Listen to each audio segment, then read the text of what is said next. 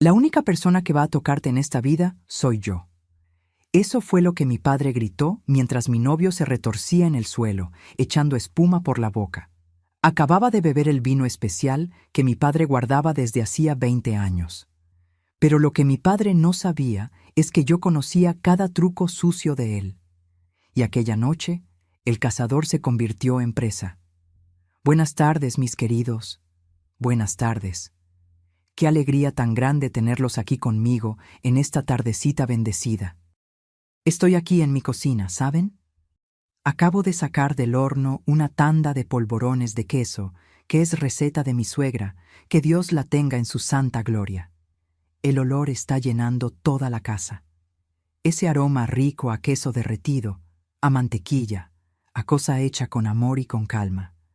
Déjenme limpiarme las manos aquí en el trapo de cocina bordado que yo misma hice. Listo, ahora sí puedo platicar bien con ustedes. Mi nombre es Idalina Ferreira de los Santos. Tengo 72 años de vida, mis amores. Nací y me crié en una hacienda en los alrededores de Lagos de Moreno, aquí en los Altos de Jalisco. Y aquí sigo hasta el día de hoy, en esta misma región bendecida. Solo que ahora vivo en una casita sencilla en el mero pueblo, cerquita de la parroquia, donde puedo ir a pie todos los domingos en la mañana a la misa de las 7. Mi esposo, Lucas, que Dios lo bendiga, está allá en la sala escuchando el partido en su radiecito, porque la televisión dice que le cansa la vista. 50 años de casados, mi gente. 50 años al lado del hombre que Dios puso en mi camino de una manera que solo Él mismo pudo haber planeado. Esta cocina de aquí es mi rinconcito sagrado, ¿eh?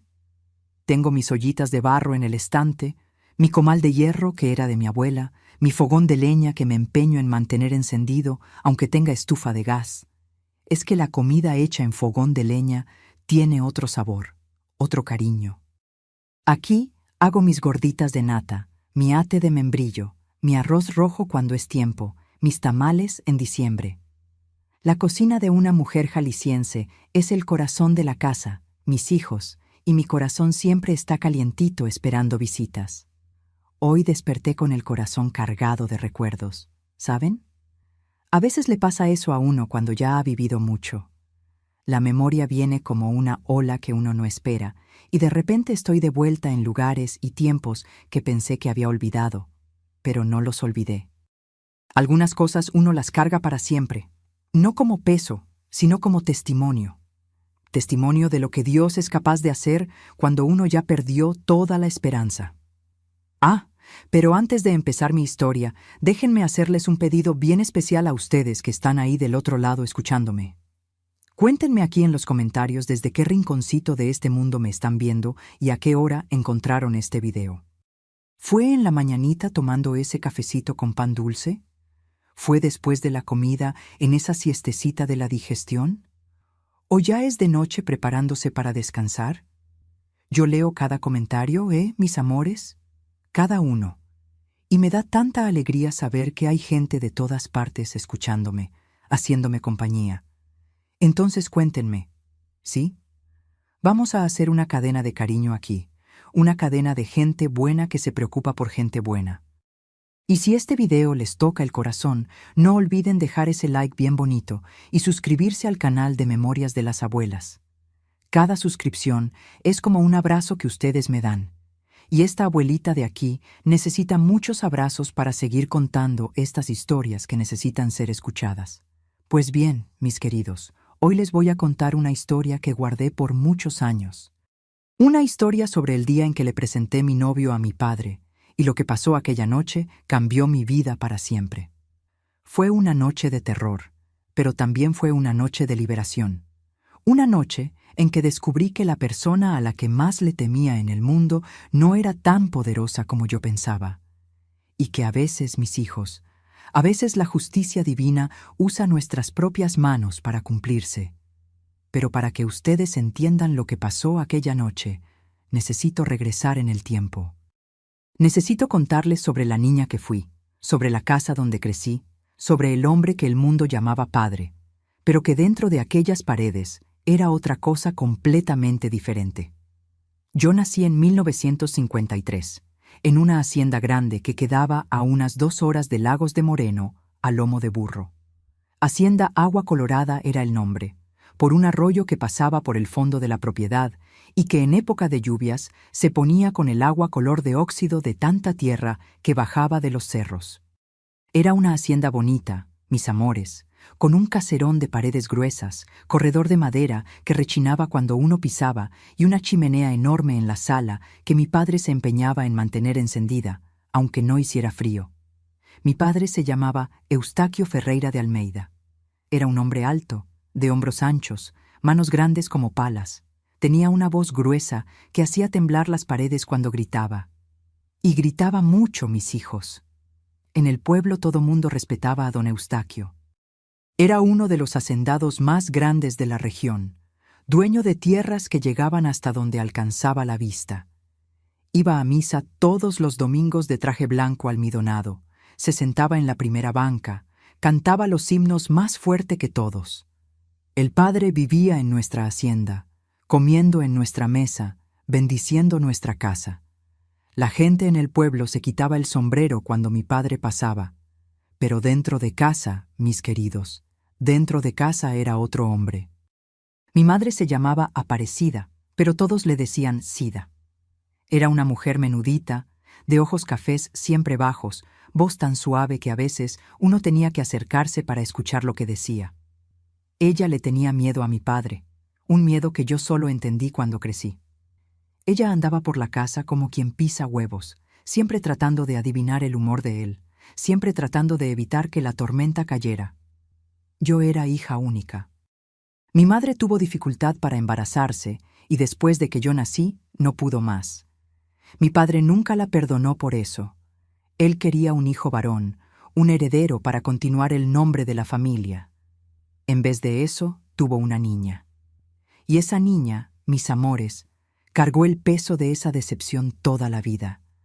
Nuestra casa estaba llena de muebles de madera maciza, tapetes persas que mi padre compraba de comerciantes que pasaban por la región, cuadros de santos en las paredes, crucifijos en cada cuarto. Había un olor a cera de abeja que mi madre usaba para lustrar los muebles, mezclado con el olor a humo de la chimenea y del fogón de leña.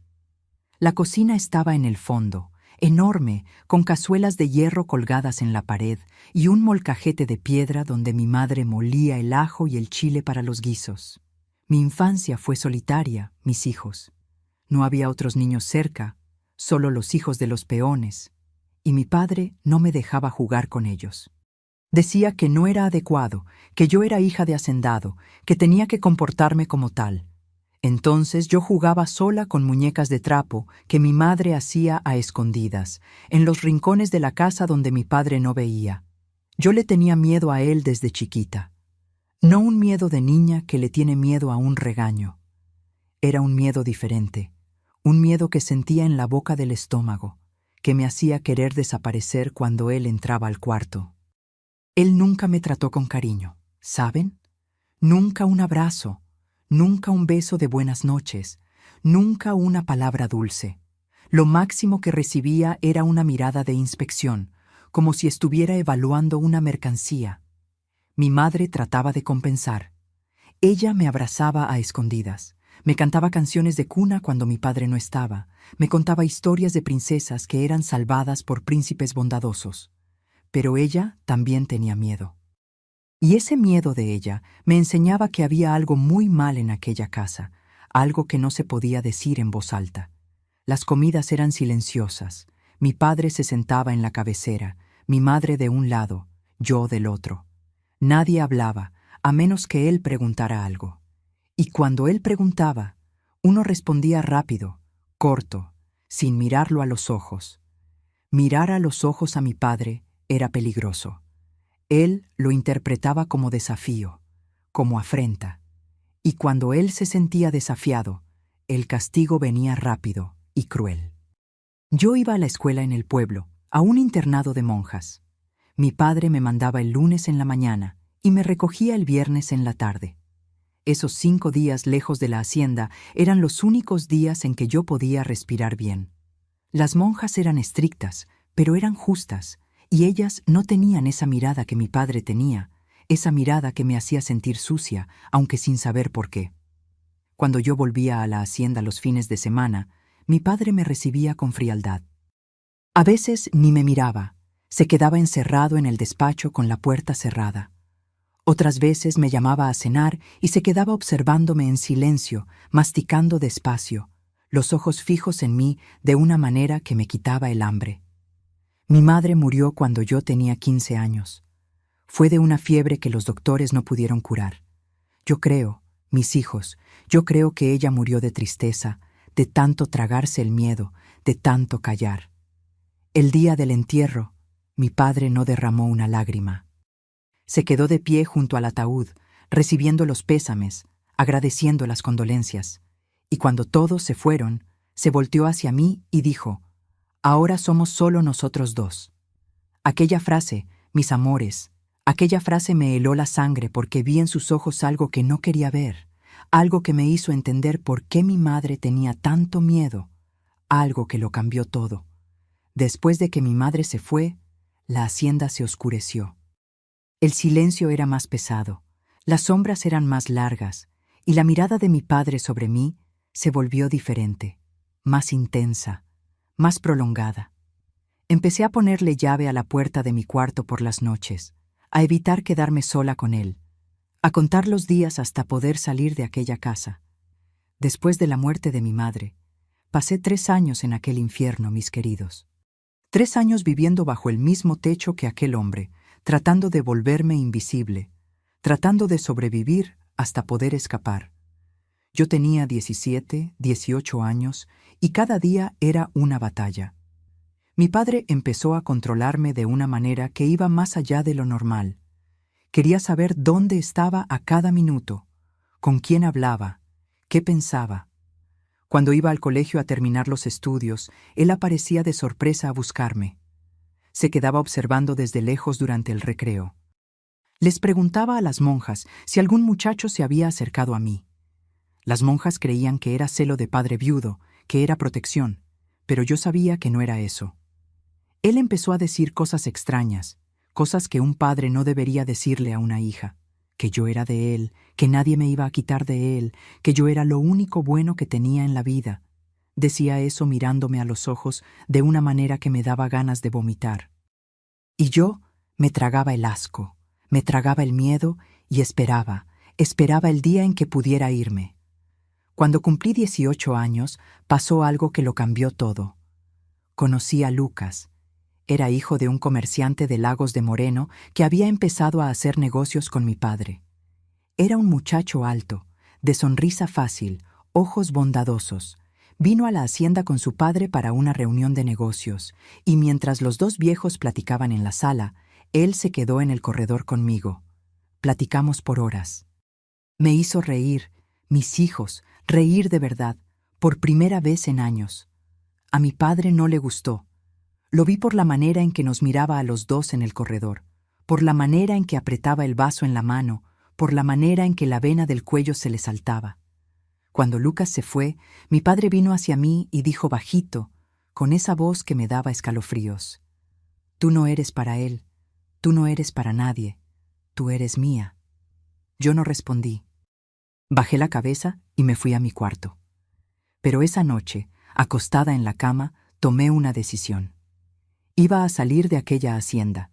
Me iba a casar con Lucas y nada ni nadie me lo iba a impedir. Lucas y yo empezamos a vernos a escondidas. Él venía al pueblo los días de tianguis y yo inventaba pretextos para ir también. Nos encontrábamos detrás de la iglesia, en el mercado, en el camino de la escuela. Eran encuentros rápidos, miradas cruzadas, manos que se tocaban por un segundo, pero era suficiente. Era suficiente para darme esperanza. 2 años pasaron así. 2 años de encuentros escondidos, de planes susurrados, de sueños compartidos. Lucas me pidió matrimonio una tarde de domingo debajo de un mezquite en las afueras del pueblo. Se arrodilló, sacó un anillo sencillo del bolsillo y me preguntó si quería pasar el resto de mi vida con él. Dije que sí antes de que terminara la frase. Pero había un problema: mi padre. Yo sabía que él nunca iba a aceptar. Sabía que iba a hacer todo para impedirlo, Pero no podía casarme a escondidas. No en aquella época, no en aquel pueblo chico donde todo mundo conocía a todo mundo. Necesitaba la bendición de él, o al menos la apariencia de bendición. Entonces Lucas y yo decidimos hacer las cosas bien. Íbamos a ir a la hacienda, le iba a presentar a Lucas, a mi padre, íbamos a pedir mi mano en matrimonio. El día que fuimos, yo estaba temblando de miedo. Lucas creía que eran solo nervios de novia. Me tomaba de la mano en el carro y decía: «Tranquila, amor, tu padre es buena gente. Todo mundo en el pueblo habla bien de él. Le voy a caer bien, ya verás».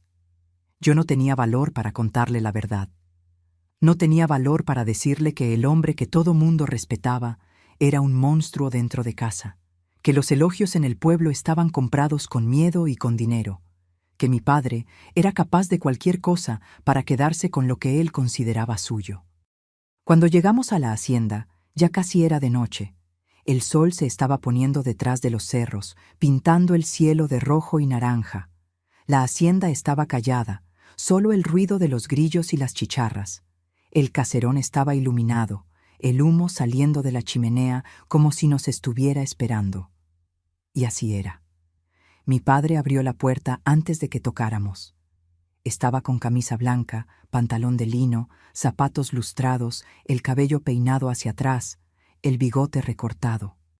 Y en su cara, mis amores, en su cara había una sonrisa amplia, cálida, de brazos abiertos.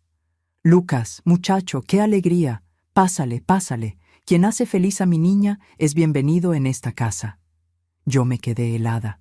Lucas sonrió aliviado, le estrechó la mano a mi padre, entró a la casa como si estuviera entrando a casa de un amigo. Pero yo conocía ese teatro, conocía esa sonrisa y sabía que detrás de esa fachada algo terrible se estaba planeando. La sala estaba arreglada como nunca. La mesa del comedor puesta con la vajilla buena, las copas de cristal, los cubiertos de plata.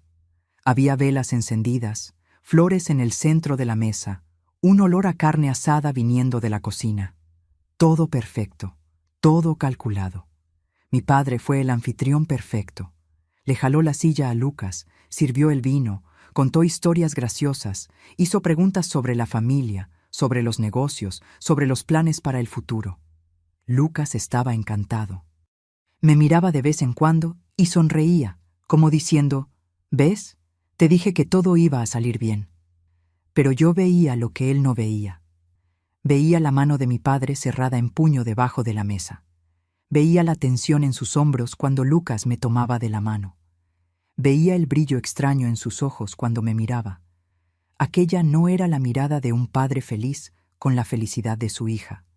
Aquella era la mirada de un depredador esperando el momento justo para atacar. Y el momento estaba llegando. La cena fue una tortura disfrazada de fiesta, mis queridos. Cada bocado que me llevaba a la boca sabía a hiel.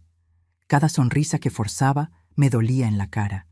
Yo estaba sentada en aquella mesa entre el hombre que amaba y el hombre al que más le temía en el mundo, y sabía que algo terrible estaba por pasar. Mi corazón latía tan fuerte que estaba segura de que todos podían escucharlo. La sirvienta servía los platos en silencio, con la cabeza agachada, sin mirar a nadie. Era doña Magdalena, una mujer que trabajaba en la hacienda desde antes de que yo naciera. Ella conocía a mi padre tan bien como yo. Y aquella noche vi en su mirada un miedo que me confirmó todo lo que ya sabía. Ella sabía que algo estaba mal. Sentía el peligro en el aire, igual que yo. Mi padre hacía preguntas que parecían inocentes, pero que yo conocía demasiado bien. «¿Eres celoso, Lucas?», preguntó en un momento, mientras cortaba la carne en el plato con una precisión casi quirúrgica. El cuchillo se deslizaba por la carne con una facilidad que me daba escalofríos. «¿Aguantarías perderla?». Lucas se rió. Creyó que era prueba de suegro protector. Respondió que me amaba demasiado para perderme, que iba a cuidarme por el resto de la vida, que yo era el tesoro más precioso que había encontrado. Mi padre sonrió, esa sonrisa que no llegaba a los ojos, y siguió comiendo. «Tesoro», repitió bajito, casi para sí mismo. Sí, ella siempre fue un tesoro, mi tesoro. La forma en que dijo aquello me heló por dentro. Había una posesión en esa voz, una amenaza velada que Lucas no podía percibir.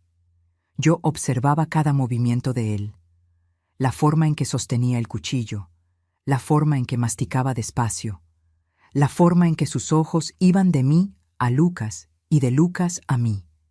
Estaba calculando algo. Yo podía sentirlo. Después de años viviendo con aquel hombre, había aprendido a leer las señales, a sentir cuándo la tormenta se estaba formando. Y aquella noche, la tormenta estaba más cerca que nunca. Lucas hablaba sin parar, nervioso de una manera buena, tratando de impresionar. Contaba sobre sus planes para el futuro, sobre la tienda que quería abrir, sobre la casa que iba a construir para nosotros. Mi padre escuchaba en silencio, asintiendo de vez en cuando, haciendo preguntas aquí y allá. Por fuera, parecía un suegro interesado. Por dentro, yo sabía que estaba planeando la destrucción de cada uno de esos sueños. Cuando llegó el postre, mi padre se levantó de la silla. El rechinido de la madera en el piso de duela resonó por la sala silenciosa. «Voy a buscar la joya de la casa», anunció con un brillo extraño en los ojos, limpiándose la comisura de la boca con la servilleta de lino blanco. «Un vino que guardo desde hace 20 años, reserva especial. Solo lo abro en ocasiones definitivas». Definitivas. Esa palabra se quedó resonando en mi cabeza como una campana de funeral. Se fue a la cava en el fondo de la casa. Escuché sus pasos en el pasillo, pesados y deliberados. Escuché la puerta de la cava rechinar, ese rechinido característico que conocía desde niña. Escuché el silencio que siguió, un silencio demasiado pesado, demasiado largo. Lucas me tomó de la mano por encima de la mesa y susurró con esa sonrisa enamorada que yo tanto amaba. «Tu padre es todo un personaje, ¿verdad? Pero parece que le caí bien. ¿Viste qué receptivo está siendo? Te dije que todo iba a salir bien». Yo no pude responder. Mi garganta estaba cerrada, las palabras atoradas como piedras. Quería gritarle que teníamos que irnos, que era una trampa, que mi padre era un monstruo, pero no podía. Estaba paralizada de miedo. Mi padre tardó 5 minutos, tal vez más. El reloj de péndulo en la pared marcaba cada segundo con una precisión cruel. Tic-tac, tic-tac.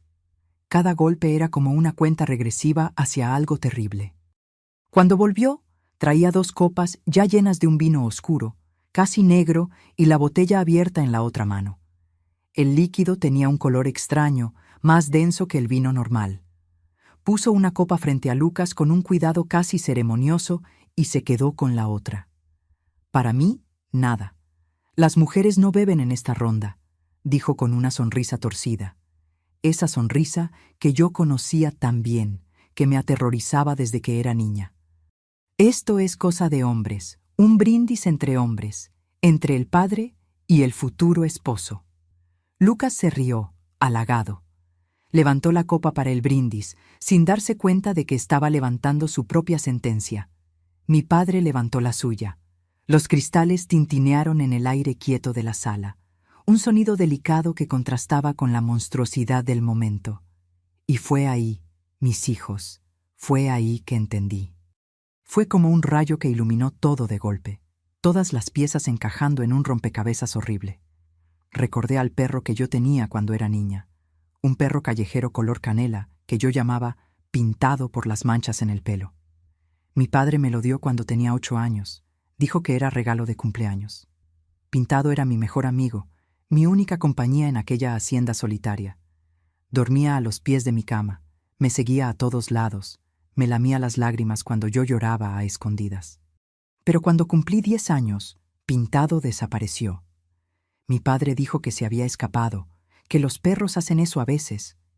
Pero yo encontré el cuerpo 3 días después, detrás del granero, tirado entre los costales de maíz viejos. Pintado estaba echando espuma por la boca, los ojos abiertos de dolor, el cuerpo retorcido en una posición imposible. Lloré por días, lloré tanto que mi madre tuvo que darme té de manzanilla para que pudiera dormir. ¿Y mi padre? Mi padre me llamó a su despacho. Me hizo sentarme en la silla de cuero y dijo con esa voz fría que me daba pesadillas: «Lo que es mío, nadie lo toca. Y tú, hija, tú eres mía, solo mía para siempre». Miré la copa en la mano de Lucas. Miré a mi padre que esperaba con esa sonrisa satisfecha en la cara, los ojos brillando de una satisfacción enfermiza, y supe, con una certeza helada en el pecho, lo que había en ese vino. El mismo destino de Pintado, la misma muerte, el mismo mensaje. Lucas se tomó la copa de un trago, queriendo agradar, queriendo demostrar que era hombre de verdad, que era digno de entrar a esa familia. Yo quise gritar, quise tirarle la copa de la mano, quise brincar de la silla y sacarlo de ahí, pero mi cuerpo estaba paralizado. Todo pasó demasiado rápido, demasiado rápido. No tardó ni 5 minutos. Lucas empezó a toser, una tos seca, extraña, que fue haciéndose más fuerte, más desesperada. Se llevó la mano a la garganta, la cara poniéndose roja, después morada, las venas saltándole en el cuello. Se levantó de la silla, tambaleándose, tirando el vaso de agua que estaba al lado. La espuma blanca empezó a salirle por la comisura de la boca, una espuma espesa, asquerosa, que le escurría por la barbilla y le goteaba en la camisa de vestir que había escogido con tanto cuidado para esa noche. Cayó de la silla, se golpeó en el piso con un ruido sordo que resonó por la sala y empezó a retorcerse como pez fuera del agua. Los brazos golpeaban el tapete persa, las piernas pateaban el aire, los ojos se le volteaban hacia atrás. Era horrible, mis amores. Era la cosa más horrible que había visto en mi vida. Grité. Grité con toda la fuerza de mis pulmones, un grito que parecía arrancarme el alma. Me levanté de la mesa tan rápido que la silla voló hacia atrás y pegó en la pared. Traté de correr hacia él, traté de ayudar, pero mi padre fue más rápido. Me agarró del brazo con esa fuerza absurda que yo conocía tan bien, la fuerza que dejaba marcas moradas en mi piel por días, semanas. Me aventó contra la pared. Mi espalda pegó en los ladrillos con una violencia que me sacó todo el aire de los pulmones.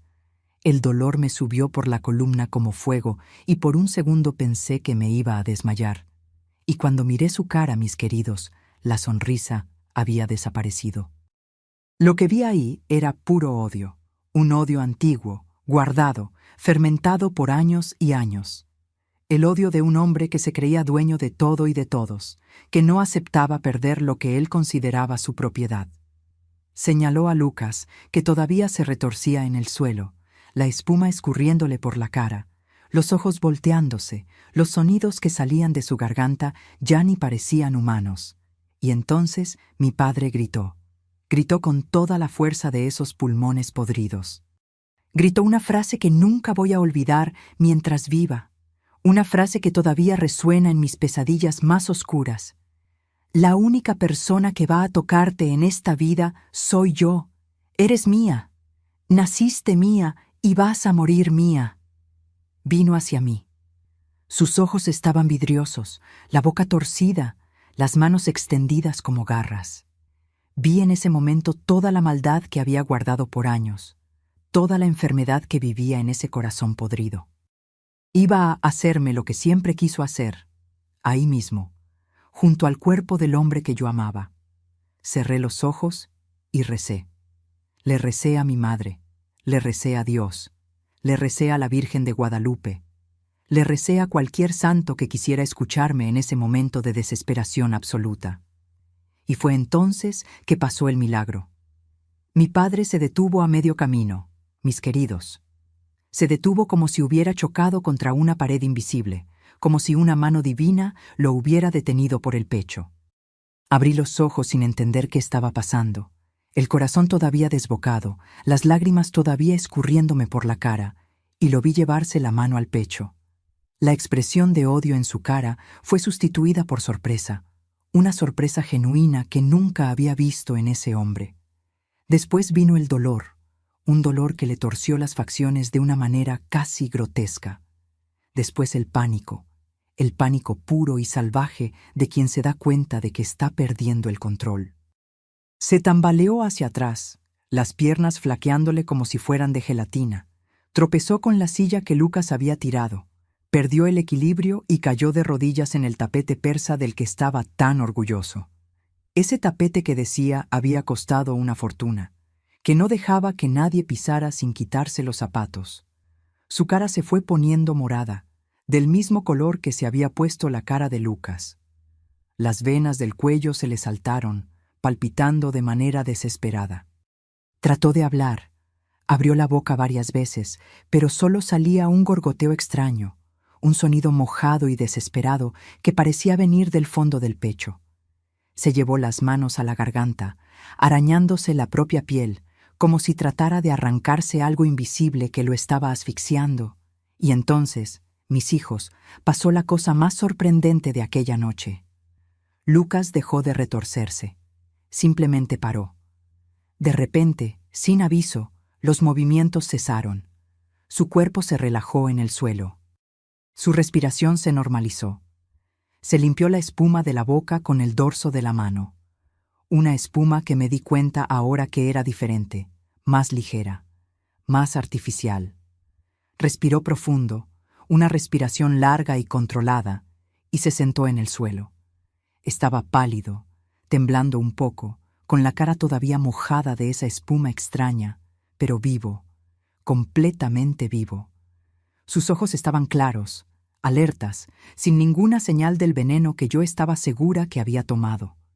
Me miró con esos ojos bondadosos que yo tanto amaba, los mismos ojos que me habían dado esperanza en los últimos 2 años, y vi en ellos una mezcla de alivio, determinación y amor que nunca había visto antes. Era la mirada de un hombre que había arriesgado todo para salvarme. ¿Estás bien?, preguntó, la voz ronca pero firme, levantándose despacio del suelo. Yo no podía responder. Mi boca estaba abierta, pero ningún sonido salía. Estaba mirando a mi padre, que ahora estaba tirado en el suelo, las manos todavía apretándose el pecho, el cuerpo retorciéndose como una víbora pisada. El mismo destino que él había planeado para mi novio le estaba pasando a él. El mismo dolor, la misma desesperación, la misma muerte lenta y agonizante.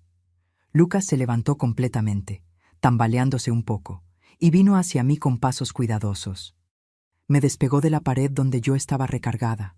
Me envolvió en sus brazos con una delicadeza que me hizo llorar todavía más y me sostuvo con fuerza contra su pecho. ¿Estás bien?, susurró en mi oído, su voz como un bálsamo en mis heridas. ¿Estás bien, mi amor? Se acabó. Por fin se acabó. Me aparté un poco, secándome las lágrimas con las manos temblorosas. ¿Pero cómo? Vi que te tomaste el vino, vi los síntomas, la espuma, las convulsiones. ¿Cómo estás vivo? Lucas respiró profundo, mirándome con una seriedad que rara vez veía en él. La espuma era efervescente, pastilla de antiácido triturada. Me la puse debajo de la lengua mientras tu padre estaba en la cava. Parpadeé, confundida, tratando de procesar lo que me estaba diciendo. Pero, ¿cómo sabías? ¿Cómo sabías que él iba a hacer esto? Él me tomó la cara con las 2 manos, los pulgares acariciándome las mejillas mojadas de lágrimas. No lo sabía con certeza, Idalina. No estaba seguro, pero sospeché. La manera en que te miraba durante la cena, esa mirada de posesión, de dueño. Yo ya he visto esa mirada antes. Crecí viendo gente así en el pueblo, hombres poderosos que creen que pueden todo, que creen que las personas son de su propiedad. Hizo una pausa, tragando saliva, sus ojos oscureciéndose con el recuerdo. ¿Y tú? Tú le tenías tanto miedo, Idalina. Lo veía en tus ojos cada vez que él se acercaba. Veía cómo temblabas, cómo te ponías pálida, cómo casi no podías respirar. Nunca me contaste con palabras, pero tu cuerpo me contaba todo cada noche que nos encontrábamos a escondidas. Miró al cuerpo de mi padre en el suelo, que todavía se retorcía, los movimientos cada vez más débiles, más espaciados. Cuando fue a buscar el vino, te vi ponerte blanca como el papel. Vi tu cara perder todo el color. Vi tus manos empezar a temblar debajo de la mesa y decidí, si algo parecía raro, iba a fingir, iba a ganar tiempo. El antiácido era por si de verdad me tomaba algo y necesitaba vomitar después. Una precaución. Sacudí la cabeza, todavía tratando de entender. Pero te tomaste el vino, te vi tomarte el vino de la copa que él te dio. Lucas sonrió, una sonrisa pequeña y triste. No me lo tomé, amor. Cuando hizo el brindis, me llevé la copa a los labios, pero dejé que el líquido se escurriera por la comisura de la boca, hacia la servilleta que tenía en el regazo. Fingí que estaba bebiendo. Fingí que estaba tragando. La copa que él me dio, la puse de vuelta en la mesa en cuanto se volteó a mirarte. Me aparté otro paso, la comprensión empezando a tomar forma en mi mente. Pero entonces, ¿de quién era el vino que él se tomó? Si tú no bebiste de tu copa. Lucas me miró con una expresión seria, los ojos oscuros como la noche de afuera. Era el suyo, y Dalina, la copa que él preparó para él, la copa que él creía que estaba limpia. Cambié las copas de lugar. El mundo se detuvo. Sentí que el suelo desaparecía bajo mis pies. ¿Cambiaste las copas? Cambié las copas mientras él fue a buscar el descorchador que dijo que había olvidado en la cocina. ¿Te acuerdas? Dejó las 2 copas en la mesa ya llenas. Yo solo invertí la posición. La que me iba a dar a mí quedó frente a él. La que era para él quedó frente a mí. Miré a mi padre. Todavía se retorcía en el suelo, pero los movimientos estaban cada vez más débiles, más espaciados. Sus ojos estaban abiertos, fijos en el techo, llenos de un dolor que yo lo había visto causarle a tantas personas a lo largo de su vida. Ahora, él lo estaba sintiendo en carne propia, en sus propias entrañas, lo que había planeado para otros. El veneno que preparó con tanto cuidado le estaba desgarrando el cuerpo por dentro. Me acerqué a él despacio, con las piernas temblando como vara verde, pero firme. Me arrodillé junto a su cuerpo, en el tapete persa manchado ahora de espuma y sudor, y lo miré a esos ojos que me habían atormentado toda la vida. Los ojos que me vigilaban, que me controlaban, que me hacían sentir menos que una persona. Trató de hablar, la boca moviéndose sin sonido. Trató de levantar la mano, los dedos estirándose hacia mí, pero no pudo. El veneno estaba haciendo su trabajo, lento e implacable. Me incliné cerca de su oído, tan cerca que podía sentir el olor a sudor y miedo que emanaba de su piel, y susurré con una voz que ni yo reconocí como mía. Padre, te tardaste mucho en la cava, y yo te conozco, siempre te conocí mejor de lo que imaginabas. Sabía que ibas a intentar algo. Lucas es más listo de lo que pensabas, y yo soy más fuerte de lo que jamás imaginaste. Él me miró, y en sus ojos, por primera vez en mi vida, vi miedo. Miedo puro, miedo verdadero, el mismo miedo que él había causado en mí, en mi madre, en tantas otras personas a lo largo de su vida. El monstruo que me había aterrorizado por décadas estaba muriendo en el suelo de su propia casa, víctima de su propia maldad, de su propia crueldad. El arma que había preparado con tanto esmero para destruir mi felicidad, para eliminar al hombre que yo amaba, fue la misma arma que lo destruyó a él. Justicia poética, dirían algunos. Yo digo que fue la mano de Dios usando las manos de Lucas para hacer lo que tenía que hacerse. Murió mirándome. Murió viendo en mis ojos ya no miedo, sino liberación. Murió dándose cuenta de que la niñita que él creía que era suya, que creía que podía controlar para siempre, había crecido, había sobrevivido, había vencido. Su último suspiro salió como un silbido débil y entonces el cuerpo se relajó completamente. Los ojos quedaron vidriosos, fijos en un punto que solo él podía ver. El gran Eustaquio Ferreira de Almeida, el hombre más poderoso de la región, estaba muerto en su propio tapete persa. Lucas me ayudó a levantarme. Nos quedamos ahí abrazados en medio de aquella sala que olía a muerte y a liberación. Afuera, los grillos seguían cantando, indiferentes al drama que acababa de pasar.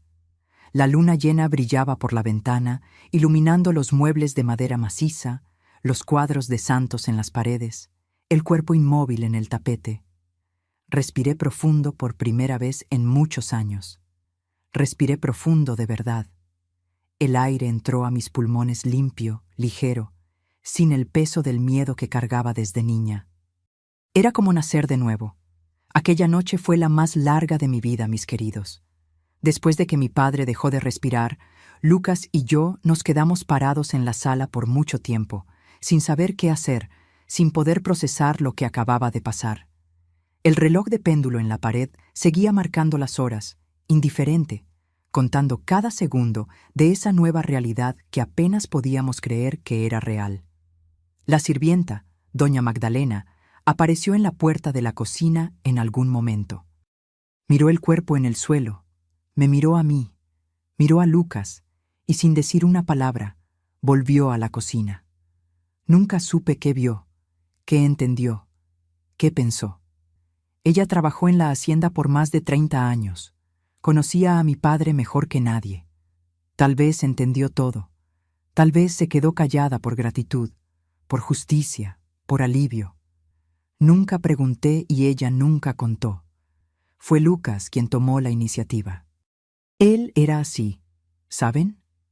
Calmado en la tormenta, fuerte cuando todo parecía perdido, racional cuando yo solo podía sentir. Me sentó en el sofá de terciopelo verde de la sala. Me dio un vaso de agua que doña Magdalena trajo sin que nadie le pidiera, y empezó a pensar en voz alta, caminando de un lado a otro en la sala. «Tenemos que llamar a alguien», dijo, pasándose la mano por el pelo despeinado. «Necesitamos testigos, necesitamos que parezca lo que fue, un ataque fulminante al corazón durante la cena. Eso pasa todos los días, Idalina, hombres de la edad de tu padre que trabajan de más, que se estresan de más, que beben de más». Lo miré todavía en shock, las manos temblando alrededor del vaso de agua. «Pero ¿y si descubren? ¿Y si hacen análisis y encuentran el veneno? ¿Y si alguien sospecha?» Lucas dejó de caminar y se arrodilló frente a mí, sosteniendo mis manos heladas entre las suyas. «Nadie va a sospechar, mi amor. Tu padre era viejo, tenía enemigos en el pueblo, vivía al límite. Cualquier doctor va a ver a un hombre que tuvo un infarto durante una comida pesada. Va a ver las copas de vino, va a ver la comida en la mesa, va a ver a un hombre que se excedió. Pasa todos los días en todas partes de este México». Tenía razón. Y fue exactamente lo que pasó. Llamamos al doctor Gerardo Mendoza, el médico del pueblo que atendía a todos en las haciendas de la región. Era un hombre bajito, de pelo blanco, que usaba lentes de armazón grueso y siempre cargaba el maletín negro a donde quiera que fuera. Llegó de madrugada, después de una hora de camino de terracería, con la cara arrugada de sueño y la camisa mal abotonada. Examinó el cuerpo con la calma de quien ya había visto mucho en la vida. Revisó los ojos, la boca, el pecho, apretó aquí, auscultó allá. Después de unos 10 minutos, se levantó. Se quitó los lentes, los limpió con el pañuelo del bolsillo y meneó la cabeza con un pesar que parecía ensayado de tan natural. «El corazón no aguantó», dijo, guardando el estetoscopio en el maletín. Eustaquio trabajaba de más, bebía de más, se preocupaba de más por la hacienda y los negocios. Yo ya le había advertido hace tiempo que necesitaba bajarle al ritmo, cuidar la salud, pero hombre necio, no escucha consejos de doctor. Suspiró y me miró con una expresión de condolencia. «Mis pésames, hija. Tu padre fue un gran hombre. Un gran hombre. Casi me río cuando dijo eso. Casi lloré también. Pero mantuve la cara seria, los ojos bajos, las manos cruzadas en el regazo, el papel de hija enlutada. Nadie cuestionó, nadie sospechó. Mi padre había vivido toda la vida como un hombre poderoso y respetado, y murió como un hombre poderoso y respetado. Nadie sabía de la maldad que existía detrás de esa fachada de hacendado generoso y cristiano devoto. Nadie sabía de los planes que había hecho esa noche, del veneno que había preparado, de las intenciones monstruosas que había revelado en los últimos momentos. Nadie sabía que murió tratando de destruir la felicidad de su propia hija. El entierro fue 3 días después. Todo el pueblo apareció como si fuera día festivo. El presidente municipal hizo discurso en la puerta del panteón elogiando la contribución de don Eustaquio al desarrollo de la región. El padre rezó misa de cuerpo presente, hablando de cómo Dios recibe con los brazos abiertos a sus hijos fieles. Las señoras de sociedad trajeron flores y comida, turnándose para estar a mi lado, abrazándome, consolándome. Todo mundo lloraba por el gran Eustaquio Ferreira de Almeida, el hacendado generoso, el hombre de fe, el pilar de la comunidad. Las mismas personas que se quitaban el sombrero cuando él pasaba, ahora se sacaban el pañuelo del bolsillo para secarse las lágrimas. Era una obra de teatro perfecta y yo era la actriz principal. Yo también lloré. Lloré en el entierro, lloré en el velorio, lloré recibiendo los pésames de cada persona que me apretaba la mano y me decía que mi padre estaba en un lugar mejor ahora. Pero mis lágrimas eran diferentes. Eran lágrimas de alivio, lágrimas de liberación, lágrimas de toda una vida de miedo que por fin estaba llegando a su fin. Nadie notaba la diferencia. Lágrima es lágrima, y luto es luto a los ojos de quien no conoce la verdad. Lucas se quedó a mi lado todo el tiempo, me sostuvo de la mano durante la misa, apoyó mi cabeza en su hombro durante el entierro, recibió los pésames con la dignidad de un yerno dedicado y enamorado. Nadie sospechó nada. Éramos solo una novia de luto y su novio amoroso, unidos por la tragedia, necesitándose el uno al otro más que nunca. Después del entierro, cuando todos se fueron y la hacienda quedó en silencio, nosotros dos nos sentamos en el corredor que rechinaba y platicamos por primera vez de verdad sobre lo que había pasado. El cielo estaba lleno de estrellas, la luna menguante iluminaba los árboles a lo lejos, y los grillos cantaban como si nada hubiera cambiado. Me salvaste la vida, dije, mirando al cielo, las manos entrelazadas con las de él. No solo esa noche, me salvaste de toda una vida de prisión, de una vida que no era vida. Lucas me apretó la mano con cariño. Tú te salvaste a ti misma, Idalina. Sobreviviste todos esos años sola. Tuviste el valor de soñar con una vida diferente, de buscarme, de creer que merecías más. Yo solo hice lo que tenía que hacerse, lo que cualquier hombre que ama de verdad a una mujer haría. Nos quedamos en silencio por un rato, escuchando la noche. Y por primera vez escuché esos sonidos sin miedo. Por primera vez estaba en la hacienda sin sentir ese peso en el pecho, sin voltear por encima del hombro esperando que él apareciera, sin esperar lo peor. Nos casamos un mes después, una ceremonia sencilla, en la capillita de la hacienda, con pocos invitados, solo las personas más cercanas, las que realmente nos querían. Yo usé un vestido blanco que había sido de mi madre, guardado en un baúl desde hacía años, oliendo a naftalina y a nostalgia. Lucas vistió un traje oscuro, sencillo, sin ostentación. El padre nos bendijo con las mismas palabras que había usado para bendecir a mi padre tantas veces, pero esta vez las palabras parecían diferentes, parecían verdaderas. Las vecinas aventaron arroz cuando salimos de la capilla y cuando él me besó en la puerta de la iglesia bajo el sol de otoño, supe que mi vida por fin había empezado de verdad. No la vida que mi padre había planeado para mí, no la vida de posesión y control que él quería imponerme, sino mi vida, la vida que yo escogí, la vida que merecía. La hacienda quedó para mí, ya que yo era hija única y heredera legal de todo. Las tierras, el ganado, el caserón, los muebles, los tapetes, todo. Pero yo no podía vivir ahí, no después de todo lo que había pasado. Cada cuarto tenía demasiados recuerdos, demasiadas sombras, demasiado dolor. La sala donde él murió todavía olía a miedo. La chimenea todavía crepitaba como si él estuviera ahí.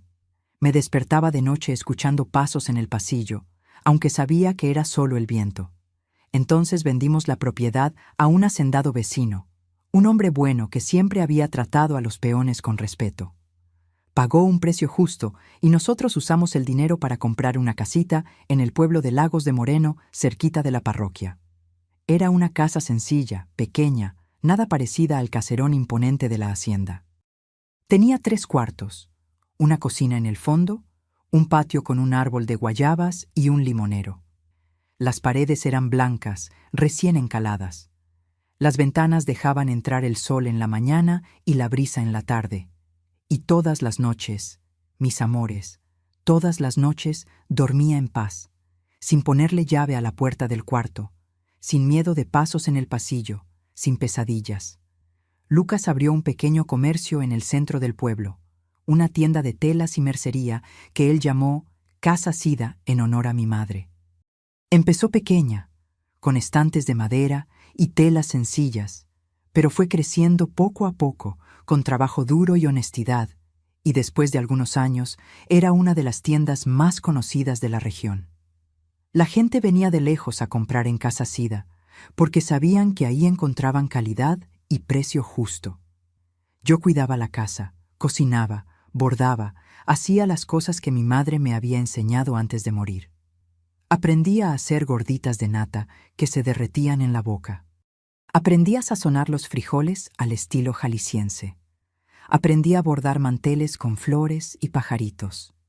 Y por primera vez en la vida, era feliz. Feliz de verdad, sin miedo, sin sombras, sin la sensación de que en cualquier momento todo se iba a derrumbar. Los primeros años fueron de sanación, de aprender a vivir sin miedo, de aprender a sonreír sin culpa, de aprender a confiar en alguien completamente. Lucas nunca me presionó, nunca me hizo demasiadas preguntas sobre el pasado, nunca me juzgó por las decisiones que había sido obligada a tomar.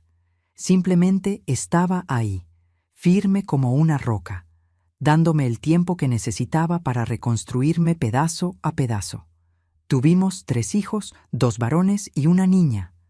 A la niña le puse el nombre de mi madre, Aparecida. Sida, como todos le dicen. Nació con los ojos cafés de mi madre, la sonrisa tímida, la voz suave. Cuando la veo a la mujer que mi madre pudo haber sido si hubiera tenido la oportunidad de vivir libre, si hubiera tenido el valor que yo tuve, si hubiera encontrado a alguien como Lucas. Los varones se llaman Joaquín y Teodoro. Uno es doctor en Guadalajara. Trabaja en un hospital grande, salva vidas todos los días. El otro es profesor en la Ciudad de México, enseña historia a jóvenes que van a construir el futuro. Los 2 se casaron con mujeres buenas, mujeres que los aman de verdad, y me dieron nietos que son la luz de mis ojos. Sida vive aquí cerca, a pocas cuadras de distancia. Ella me cuida a mí y a su padre cuando lo necesitamos. Trae comida, nos lleva al doctor, nos hace compañía. Y los nietos, mis amores, los nietos son la alegría más grande de esta abuelita. Son 6, de diferentes edades, cada uno más travieso que el otro. Cuando vienen a visitarme, la casa se vuelve un relajo hermoso, lleno de risas, de carreras, de vida. El sonido que la casa donde crecí nunca tuvo. Hoy, mis queridos, la vida es buena, es sencilla, es tranquila.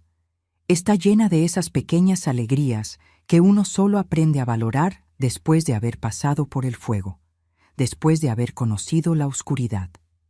Lucas y yo vivimos en la misma casita de Lagos de Moreno que compramos hace 50 años. Está más viejita, igual que nosotros, con las paredes necesitando pintura y el techo necesitando reparación de vez en cuando, pero es nuestra. Es el lugar donde criamos a nuestros hijos, donde recibimos a nuestros nietos, donde construimos toda una vida de amor y de paz. Cada grieta en esta pared cuenta una historia. Cada mancha en el piso es un recuerdo. Mi rutina es sencilla, como me gusta.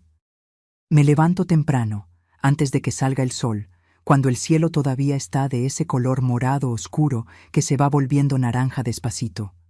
Hago el café en la olla de barro, como mi abuela me enseñó cuando era niña. A Lucas le gusta el café fuerte, bien cargado, con un poquito de piloncillo derretido, que dice que le da energía para todo el día. Tomamos el café juntos en la mesa de la cocina, en silencio a veces, platicando otras veces, pero siempre juntos. Después del café, cuido mis plantas en el patio. Tengo un cantero de hierbas que es mi orgullo y mi terapia. Perejil, cilantro, albahaca, hierbabuena, toronjil, romero, todo fresquecito, todo sembrado con mis propias manos, todo regado con amor y paciencia. Cuando estoy en el patio con las manos en la tierra, me olvido de todo. Me olvido de los dolores de la edad. Me olvido de las preocupaciones. Me olvido hasta del pasado. Solo somos yo y las plantas, la tierra húmeda, el olor a verde. El tiempo pasa sin que me dé cuenta, y cuando veo, ya es hora de preparar la comida. Todos los miércoles voy al tianguis del pueblo. Llevo mis antojitos para vender en un puestecito que tengo desde hace más de 30 años, en el mismo rinconcito de siempre, debajo de la misma lona azul. Hago polvorones de queso, gorditas de nata, pan de elote, galletas de mantequilla, orejas de azúcar, garibaldis. Todo hecho en casa, en mi fogón de leña, con las recetas que fui juntando a lo largo de la vida. La gente viene de lejos a comprar los antojitos de doña Idalina. Dicen que tienen sabor a infancia, a cosa hecha con amor, a casa de abuela. Y así es, mis amores, porque hago cada galletita, cada pancito, pensando en quién se lo va a comer, pensando en alimentar no solo el cuerpo, sino también el alma de quien está necesitando un cariño. El dinero del tianguis es poco, pero es mío. Lo uso para comprar regalos para los nietos en su cumpleaños, para dar una cooperación en la iglesia cuando se necesita, para tener mi independencia, mi autonomía. Lucas dice que ya no necesito trabajar, que él se encarga de todo, que ya hice demasiado en la vida. Pero a mí me gusta, ¿saben? Me gusta levantarme con propósito, sentir que todavía soy útil, platicar con las clientas que ya se volvieron amigas después de tantos años. El tianguis es mi paseo, mi diversión, mi contacto con el mundo. Por las tardes bordo. Siempre me gustó el bordado desde que mi madre me enseñó cuando era niña. Hago manteles, trapos de cocina, fundas de almohada, carpetitas de centro. Cada puntada es una meditación. Cada hilo es una oración.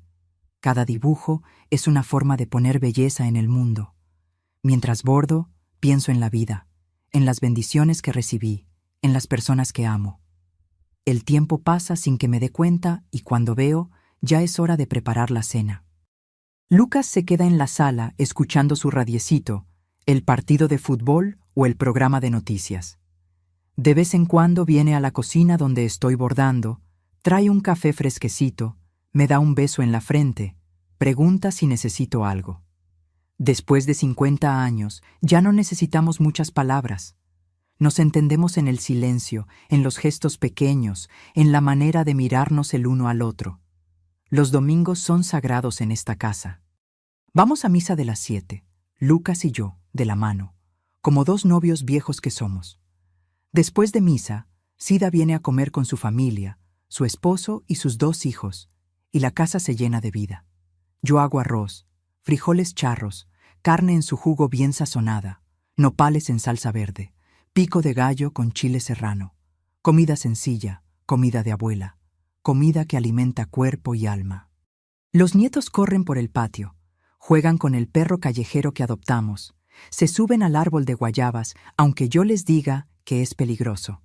Y yo me quedo mirando, sentada en la mecedora del corredor, con el corazón rebosando de gratitud. Esta es la vida que siempre quise. Esta es la vida que casi no tuve. A veces, en las noches calladas, cuando Lucas ya se durmió y la casa está en silencio, pienso en el pasado. Pienso en la niña que fui, en el miedo que sentía, en las sombras que me perseguían. Pienso en mi padre aquella noche terrible, en su cuerpo en el suelo de la sala. Pero ya no siento coraje, mis amores, ya no siento miedo. Solo siento una tristeza lejana, una lástima por un hombre que pudo haber sido diferente, que pudo haber escogido el amor en vez del control, la bondad en vez de la maldad. Perdoné a mi padre, no por él, sino por mí. Cargar rencor es como tomar veneno esperando que el otro se muera. Y yo ya vi demasiado veneno en esta vida. Prefiero vivir ligera. Prefiero vivir en paz.